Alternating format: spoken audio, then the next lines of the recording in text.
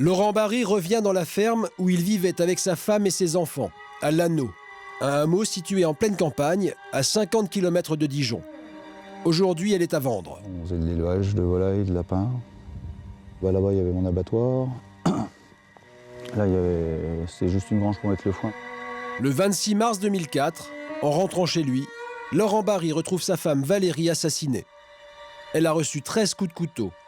Elle gît par terre dans une mare de sang, au milieu du salon. Je ressens de la misère, je ressens de l'angoisse, je ressens plein de choses. Mais il y a des bons souvenirs, hein. Plein de bons souvenirs. Mais par contre, le dernier jour, c'était pas franchement le top, quoi. Voilà. Très vite, Laurent Barry est soupçonné du meurtre de sa femme.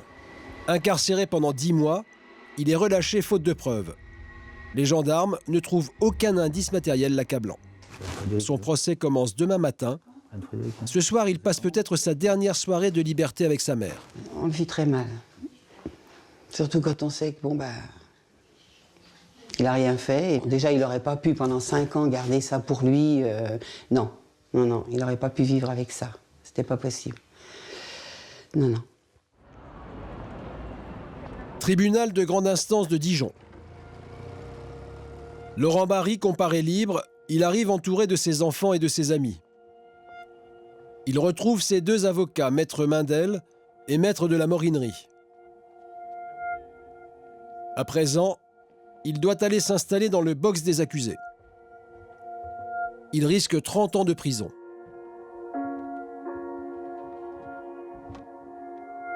C'est le grand jour. Tout ce que j'espère, c'est que les jurés écouteront bien ce qu'on a à leur dire et puis qu'ils comprendront ce qu'on a à leur expliquer.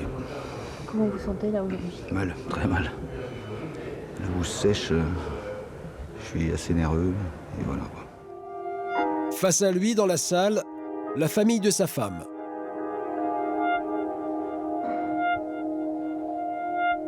Au premier jour de ce procès, la cour évoque les faits au matin du drame. Que s'est-il réellement passé ce vendredi 26 mars 2004? La matinée commence par une dispute. Et elle voulait poncer des poutres et je lui ai dit que c'était pas la peine parce que sinon il y en avait 2-3 qui risquaient de réduire un petit peu. Et elle a dit si, elle m'a dit si, je l'ai poncé. Je lui ai dit bah vas-y, fais ce que tu veux. Voilà, c'est une petite engueulade comme ça. Et donc je suis parti livrer mes volailles. Laurent se rend à Dijon, dans ce restaurant où il a l'habitude de livrer ses poulets. Il arrive aux alentours de 10 h et il ne reste que quelques minutes. Très vite, il reprend la route.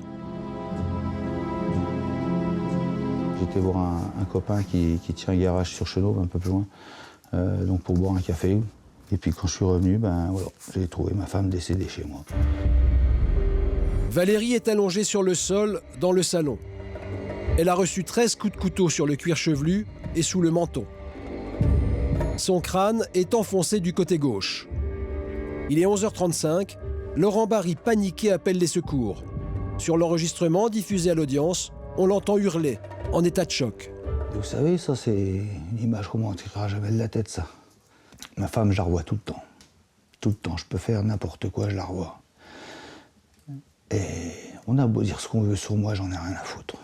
Parce que ma femme, on s'aimait. Mais un fait trouble les enquêteurs. Avant cet appel de détresse, Laurent Barry simule un cambriolage. J'ai vu ma femme par terre comme ça, j'ai pété un câble complet, ouais, c'est vrai que j'ai fait aussi j'ai fait une connerie, c'est que j'ai simulé un cambriolage, j'ai fait... Je sais pas pourquoi. Maintenant, même mes avocats me demandent pourquoi, j'en sais rien. Je peux pas vous dire pourquoi, j'en sais rien. Il a pensé qu'on allait tout de suite l'accuser du meurtre de son épouse et son beau-père, qui est malheureusement aujourd'hui décédé, mais dès qu'il a été entendu, donc dès le lendemain, il a accusé immédiatement son gendre du meurtre de son épouse. Donc voilà, il y avait quand même des éléments et puis des traits de sa personnalité qui peuvent expliquer cette simulation, je reconnais, qu'il n'aurait jamais dû faire. Depuis le début, la famille de Valérie est convaincue que c'est Laurent qui a tué sa femme. Je suis persuadé que c'est lui. Ça peut être que lui. Par rapport à son caractère, par rapport que je l'ai connu pendant j'étais avec lui pendant plus de 7 ans. Donc je sais comment il fonctionne et je sais que c'est quelqu'un qui s'emporte vite. Pour moi, ils se sont disputés et elle a peut-être répondu, peut-être dit un mot de trop qui l'a fait sortir de ses gonds, quoi. Laurent Barry est-il un homme impulsif et violent? À l'audience, les experts psychologues et psychiatres vont dresser son portrait. Il y a une psychorigidité, donc c'est-à-dire qu'il veut toujours avoir raison et qu'il ne veut jamais admettre qu'il a eu tort. Donc ça, c'est quelque chose qui est relativement constant.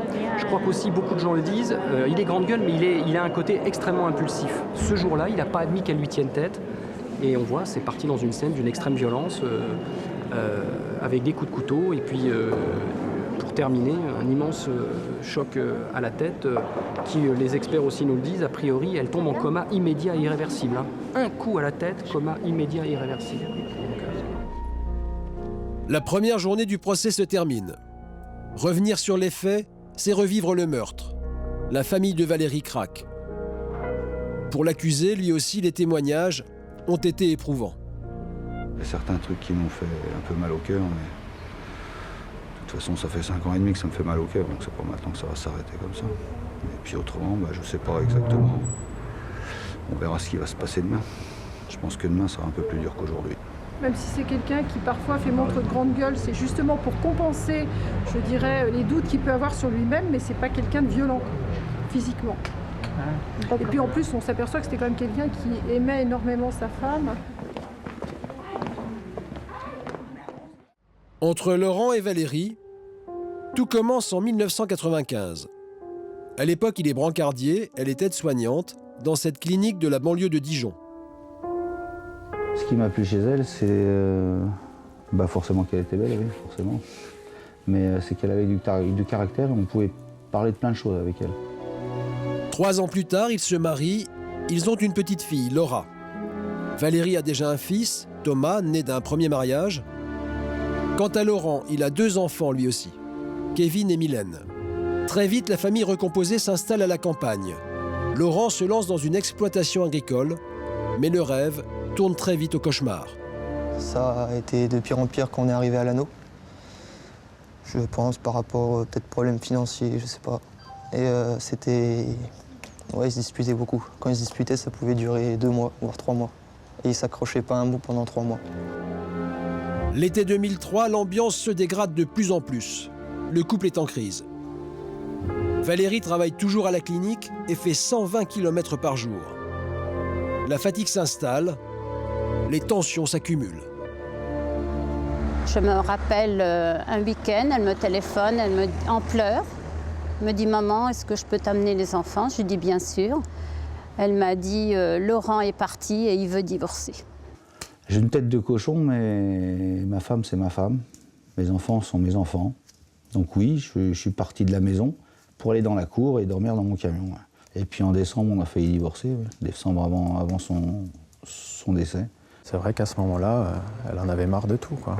Elle n'en pouvait plus. Entre son boulot, la ferme, l'éducation des enfants, elle avait changé. Elle avait plus C'était plus la femme coquette. Voilà. Deuxième jour du procès. Aujourd'hui, Laurent Barry est décidé à se défendre. J'ai donné tout ce que j'ai, mais est-ce que... Moi, si vous voulez, le problème, c'est ça, c'est comment faire comprendre à des gens que je connais pas, qui me connaissent pas, que je suis pas le monstre qu'on veut bien faire avoir, quoi. Au cœur des débats, les horaires et les temps de trajet de l'accusé, le 26 mars 2004, le jour du drame. Laurent Barry a-t-il eu le temps de tuer sa femme avant de partir à Dijon? Il prétend avoir quitté sa maison vers 9 h et avoir mis 1 heure pour arriver jusqu'à Dijon. Lors de la reconstitution, les gendarmes n'ont mis que 39 minutes. On a bien entendu des témoins dire que c'était impossible de faire le parcours en 39 ou en 35 minutes que les gendarmes ont fait. Ça, c'est clair et net aussi, c'est pas possible. Il y a quand même 2 ou 3 témoins qui ont dit qu'il fallait au moins 1 heure. Une chose est sûre, il est arrivé à Dijon vers 10 h 30. L'alibi, il existe puisque on le sait qu'il y était. C'est plus qu'un alibi d'ailleurs. Mais on sait qu'il était présent ce jour-là au garage. Pour la famille de Valérie, cet alibi ne tient pas. Il est arrivé à 10h30, environ 10h30, c'était plus tôt que d'habitude, etc. Et il n'est resté que quelques instants. Laurent Barry prétend avoir mis 2h30 pour faire l'aller-retour. Mais les gendarmes n'ont mis qu'1h30 pour faire le même parcours. Laurent Barry est donc peut-être parti plus tard qu'il ne le dit, après avoir tué sa femme. Petit à petit, l'étau va se resserrer et il ne peut pas pouvoir raconter des mensonges tout le temps. Valérie a-t-elle été tuée pendant que son mari était à Dijon? À la barre, le légiste affirme que le meurtre a été commis entre 9h et 11h30. Laurent Barry aurait donc pu commettre le crime avant de partir de la maison. La défense de M. Laurent Barry s'écroule. Depuis le départ, il affirme qu'il a la preuve que, d'un point de vue temporel, il ne pouvait pas commettre ce crime. Or, en réalité, ce matin, l'expert légiste a très bien indiqué que lorsqu'il donne un temps de décès, c'est une fourchette. En l'occurrence, il avait donné comme fourchette 9h45, 11h30. Et s'exprimant sur ce point, puisqu'il avait bien indiqué que c'était approximatif, il a été amené à préciser cette notion d'approximation. Et ce matin, à l'audience, il nous a indiqué très clairement que la mort avait pu survenir à 9h du matin. En réalité, matériellement, il avait totalement et complètement le temps et les moyens de commettre ce crime. Et il l'a commis. Mais un autre élément avancé par le médecin légiste va cette fois conforter Laurent Barry. Au regard des mouvements de défense, puisqu'on voit des blessures sur les avant-bras, sur les paumes de la main de Madame Barry, il est évident que dans cette hypothèse-là, Monsieur Barry aurait lui aussi subi quelques blessures. Peut-être pas des blessures très importantes, mais des griffures, des ecchymoses. Il n'en avait aucune. Ça a été constaté là aussi par le médecin légiste. Donc c'est également un élément supplémentaire qui vient renforcer la thèse que Monsieur Barry n'y est pour rien. Les experts vont à présent revenir dans le détail sur les circonstances de la mort de Valérie. Un moment difficile pour sa famille. On sait que c'est un traumatisme crânien grave qui est à l'origine du décès, et non les coups de couteau. On sait aussi que le couteau retrouvé près du corps appartenait à Laurent Barry. Il s'en servait pour abattre ses volailles. Ce qui d'ailleurs va aussi dans votre sens, hein, parce que si c'était vous, je veux dire, le couteau, vous l'auriez jeté en allant sur Dijon, dans n'importe quelle rivière ou je ne sais quoi. Bon, donc... Aucune empreinte ne sera relevée sur le couteau. La défense de Laurent Barry appelle à présent son ex-compagne, la mère de ses 2 premiers enfants. Ils ont vécu ensemble pendant 7 ans. Elle le connaît bien, son témoignage est essentiel. C'est pas lui, c'est pas possible. Ce qui s'est passé, j'en sais rien. Mais c'est pas lui, c'est pas dans sa nature, c'est pas dans sa manière d'agir, c'est pas dans sa manière de faire. Pour ses avocats, il est important de donner de Laurent Barry l'image d'un homme calme et non violent. Je trouve que vous avez été remarquable. Moi, je vous le dis parce que véritablement, s'il s'en tire, ça sera en partie grâce à vous, parce que vous avez été d'une grande neutralité, vous avez été très spontané, et je veux dire, votre témoignage était hyper important. Voilà. Donc, je vous le dis. Je vous le dis parce que je le pense sincèrement. Voilà. Merci. Mais l'avocat de la famille de Valérie a encore plusieurs cartes à abattre. On retrouve 2 choses dans la voiture qu'on n'avait pas retrouvées lors de la première perquisition. Les chaussons et les gants. Là, moi, c'est pas un hasard que, comme par hasard, il y a des gants qu'on retrouve à côté des chaussons. Mais ça, on verra ça cet après-midi. Pour lui, il existe une preuve matérielle de la culpabilité de Laurent Barry. On est dans une pièce, il n'y a pas une trace de sang. Les traces de sang, il y en a sur les chaussons. Ces chaussons à lui. Comment est-ce qu'on peut expliquer que ces chaussons soient et comportent les traces de sang de sa femme? Est-ce que cela ne veut pas dire que l'auteur du crime aurait ses chaussons? Mais si l'auteur du crime a ses chaussons, qui met ses chaussons? Je vous laisse répondre à la question. Qui peut mettre des chaussons? Ce sont les jurés qui devront répondre à cette question. Mais le témoignage de Madame Barry, la mère de l'accusé, va peut-être les aider. D'après sa déposition, c'est elle qui aurait mis les chaussons pour nettoyer le sang de la victime dans la maison, 2 jours après les faits.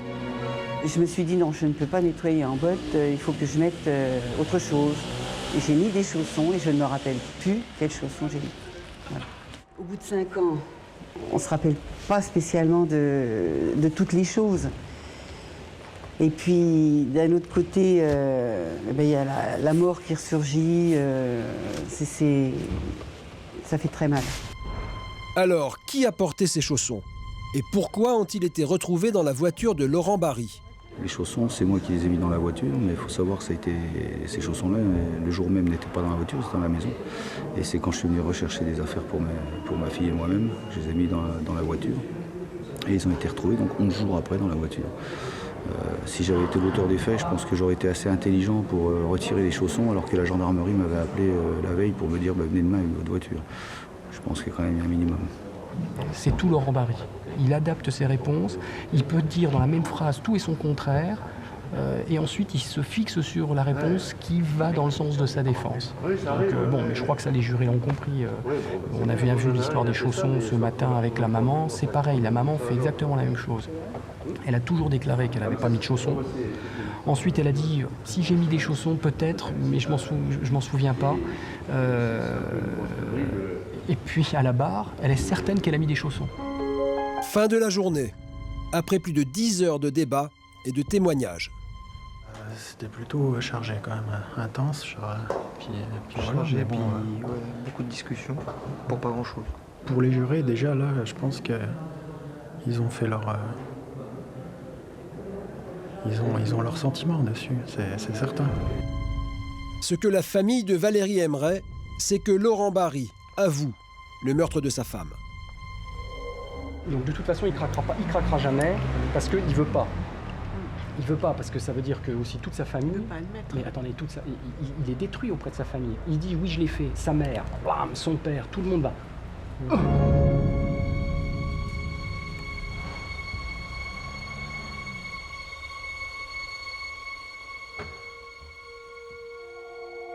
Ce matin, c'est Laurent Barry qui va être interrogé par le président. Avant d'être entendu, son avocat lui donne ses derniers conseils. D'accord, mais dites pas de conneries là-dessus. Ça sert à rien. Je veux rester sur quelques questions, bing, bing, bing, pour qu'on dise attendez, on va poser les choses parce que voilà, moi je veux pas de confusion. Donc on pose les choses, voilà, et après on verra. Laurent Barry va-t-il enfin faire une révélation? Il va faire son cinéma, il va raconter des mensonges encore, et puis voilà. Vous savez, il a tué ma sœur. Il a détruit notre famille. Il n'a pas hésité à raconter des mensonges aux gendarmes. Il a détruit sa famille aussi, parce qu'il a impliqué sa famille dans ses mensonges. Lors de son témoignage, Laurent Barry affirme que l'enquête de gendarmerie a été bâclée. Il prétend avoir été désigné comme le coupable idéal depuis le début, sans qu'aucune autre piste ait vraiment été exploitée. J'avais un léger espoir qu'il se mette enfin à dire la vérité, mais au bout du compte, je me rends compte que je le connais bien, j'ai vécu 7 ans avec, donc c'était des espoirs perdus. Alors, qui est vraiment Laurent Barry? Un père de famille exemplaire, comme le décrit son entourage, ou un meurtrier, capable de jouer la comédie? L'avocat de la famille de Valérie va tenter de convaincre les jurés de sa culpabilité. On va aller travailler maintenant. Donc moi je vais aller mettre en ordre mon dossier. Pendant plus d'une heure, Maître Touraille va plaider. Il met en exergue les contradictions de Laurent Barry. Moi, ce qui me paraît important, c'est de pouvoir condenser dans ma plaidoirie une réalité qui est aussi, au-delà d'une réalité technique, est une réalité humaine. On a une jeune femme, je l'ai dit, qui était belle le jour de son mariage. Toutes les femmes sont belles le jour de leur mariage, mais elle était belle, elle était rayonnante. Elle était belle et rayonnante quand elle a eu son enfant. Elle a été fracassée, sa vie a été fracassée. Donc je crois qu'il faut quand même qu'au-delà du débat technique, il y a une famille qui est dans la salle, qui pleure, un être proche. Je crois que ça, il faut aussi que ça soit dans le débat, parce que la justice, elle est aussi là pour ça, encore une fois, dire le droit, mais prendre la réalité humaine en compte. Pour la famille de Valérie, l'émotion est trop forte. Nous vivons depuis des années avec mes enfants, c'est l'horreur. Mais il faut supporter. Là, on a l'impression de revivre un deuxième meurtre, donc on a hâte que ça soit fini. Maître Touraille prépare maintenant la famille de Valérie au réquisitoire de l'avocat général. Non, le maximum c'est 30 ans. Non, parce que compte tenu de, si vous voulez, c'est un peu particulier, le code pénal est ainsi fait que c'est en gros c'est soit 20 soit 30. Donc je pense qu'il ne demandera pas 30 ans. Quelle peine va demander l'avocat général? À l'heure du réquisitoire, il considère que l'accusé est coupable et demande 20 ans de réclusion criminelle. 20 ans, pour quelqu'un qui n'a rien fait, c'est non. Maintenant, après, il y a d'autres actions qu'on peut faire, je sais pas, je sens. Dernière intervention de la journée, les avocats de Laurent Barry. Ils sont 2 et ils vont tenter de convaincre les jurés de l'innocence de leur client. Ils vont plaider tour à tour pendant plus de 2 heures, revenant sur les horaires et essayant de démontrer que leur client n'était pas à la maison à l'heure du crime. C'est la fin de la journée. Maître de la Morinerie prépare Laurent Barry à sa dernière intervention. Donc, ils vont vous dire, monsieur Barry, est-ce que vous avez quelque chose à dire? Si vous maintenez vos actions. Vous dites, voilà, j'ai qu'une chose à dire, j'ai été profondément meurtri du décès de ma femme, je suis innocent.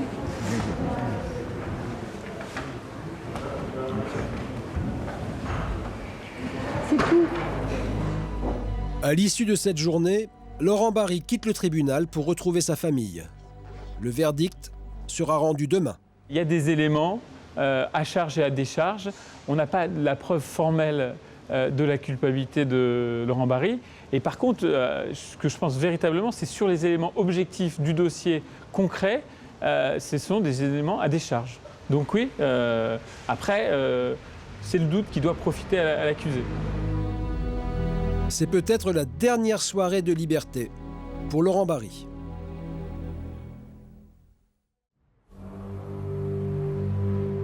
Quatrième et dernier jour du procès. Comme d'habitude, l'accusé arrive au tribunal entouré de ses enfants et de ses amis. Il adresse un dernier mot à la cour. Il se lève pour clamer encore une fois son innocence. Il est 9h30, les jurés délibèrent. 4h30 plus tard, l'audience reprend, le verdict tombe. Laurent Barry est déclaré coupable du meurtre de sa femme. Il est condamné à 20 ans de prison. 20 ans pour moi, ça ramènera pas ma sœur, hein, c'est certain. Oui, mais bon, c'est pas fini, parce que jusqu'au bout, il y aura. Les ennuis sont finis. Voilà. Moi, il va faire appel et il va continuer à essayer de nous détruire. Au moment de quitter la salle, Laurent Barry adresse un dernier signe à ses proches. Sa fille s'effondre en larmes. Pour son ex-compagne, c'est la consternation. On vient d'apprendre 20 ans, on ne comprend pas forcément. Il n'y a pas de preuves, il n'y a pas d'empreinte, il n'y a rien, il n'y a pas grand-chose. Personne n'oublie du côté de Laurent son épouse Valérie qui a été tuée, on ne l'oublie pas, mais ce n'est pas la bonne personne qui est en prison aujourd'hui. Et aujourd'hui, on a une personne qui est décédée il y a 5 ans, on a quelqu'un qui est parti pour peut-être 20 ans en prison, et il y a 3 enfants aujourd'hui qui vont être à nouveau cassés, dont la dernière qui a 10 ans, la fille de Laurent et Valérie. Sa maman est au cimetière, son papa est en prison. Le condamné quitte le tribunal, menotte au poignet. Laurent, vous voulez ajouter quelque chose? On va faire appel, j'espère y arriver. Laurent Barry sera rejugé en appel dans 2 ans ou plus tard.